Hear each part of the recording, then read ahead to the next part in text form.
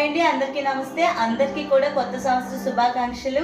మరి కొత్త సంవత్సరం కాబట్టి టైం 12 అవుతుంది. ఇంట్లో పూజ అంతా అయితే ఈ విధంగా కంప్లీట్ చేసుకున్నాను. అలాగే పిల్లల ఆనందాలు కూడా చెడగొట్టకూడదు కాబట్టి పిల్లల ఆనందాలు కూడా నేను ఎక్కడ చెడగొట్టలేదు. సో వాళ్ళు చాలా బిజీగా ఉన్నారు.